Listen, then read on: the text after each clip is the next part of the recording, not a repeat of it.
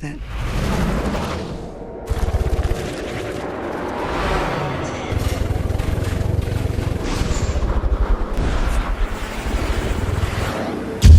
Somewhere in Southeast Asia, the Prime Minister is in a meeting with a diplomat. Moments later, gunshots are heard.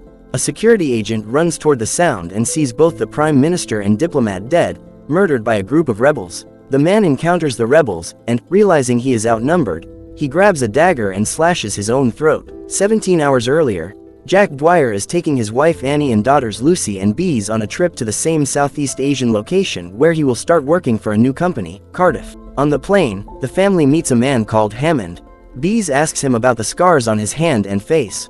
He claims they came from a tiger fight, in which he pulled out the tiger's tooth, and from falling down the stairs, respectively. Once everyone gets there, Hammond offers to share a ride with them provided by his friend Kenny Roger, which he says is his nickname because he looks like the singer. The Dwyers make it to their hotel. Jack finds Annie crying in her room, unhappy about uprooting their lives here.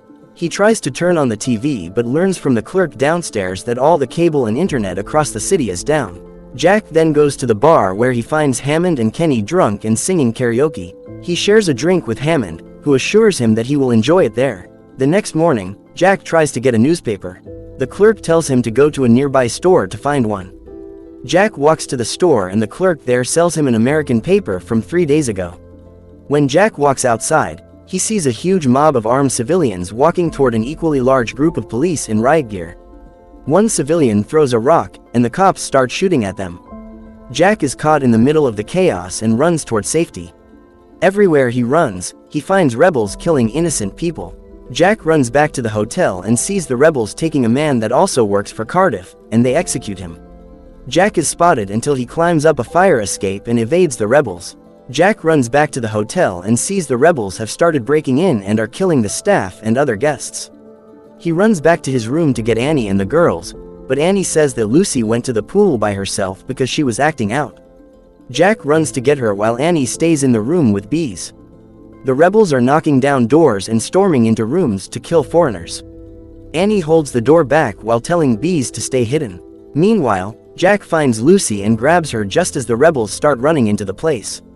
Jack runs back toward the room and is almost attacked by a rebel until Hammond comes in at the right moment to kill him.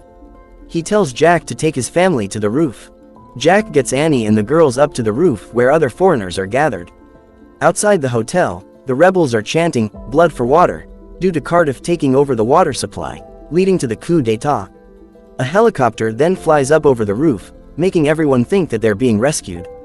Unfortunately, the helicopter is carrying more rebels. Jack and Annie grab their girls and run as one rebel opens fire on the foreigners. As they run for cover, the helicopter gets tangled in some wires and is pulled to the roof, causing it to explode. The other rebels start to make their way up to the roof and kill anyone in their path. Jack tells Annie they need to get to the roof on the next building, which means making a huge leap. Annie hesitates but runs over and lands on the roof, scraping her knees and elbows.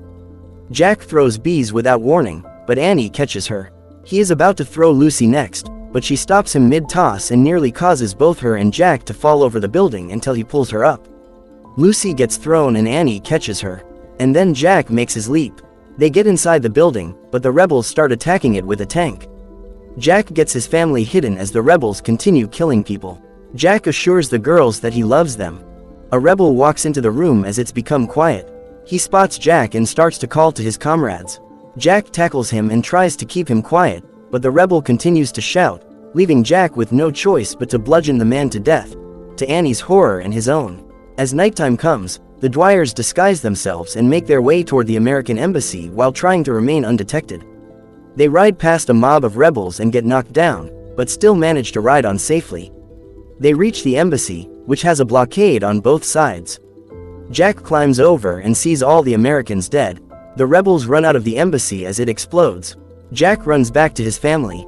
The Dwyers seek shelter in a Buddhist shrine after pleading with the caretaker to let them stay. But, predictably, the rebels show up. They kick the caretaker around and then try to find the Dwyers. Jack sees one rebel left his gun unguarded, so he tries to go for it. When it looks like he's about to get caught, Annie stands up and calls attention to herself. The rebel leader punches her until Hammond shows up in the nick of time. He and Kenny shoot the rebels dead, except for the leader, who gets away. Hammond takes the family to a brothel, since it's apparently the one place the rebels don't want to tear through. Hammond explains to Jack that the people he works for are responsible for bringing American companies like Cardiff out there to control the water supply, so Hammond feels he must redeem himself by helping the Dwyers. He tells them that they need to take a boat toward the Vietnamese border where the rebels cannot touch them. As the group makes their way to their destination, more rebels attack from a gun tower nearby. The Dwyers get away, but Kenny is killed while Hammond shoots and kills most of the rebels, but he gets wounded. Knowing he is dying, Hammond tells Jack to keep going, just as a rebel comes riding in a truck. Hammond musters enough strength to shoot the rebel dead, just as the truck plows into him and crashes. The Dwyers make it to the riverbank where Jack trades his watch and shoes to a fisherman for his boat. Annie and the girls hide as, you guessed it, more rebels show up. Jack fights back, but he gets overpowered and is nearly executed but is just shot in the arm. Lucy runs toward him, and the rebel leader grabs her. He gives her a gun and forces her to shoot Jack, and then holds a gun to her head as an incentive. Annie runs in and whacks the leader over the head and beats him to death while Jack grabs the gun and kills the rest of the rebels.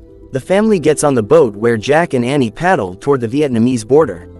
The troops spot them and order them to stop, but Jack says he will not and pleads with them to let him and his family in as another group of rebels show up in a truck and drive near the family.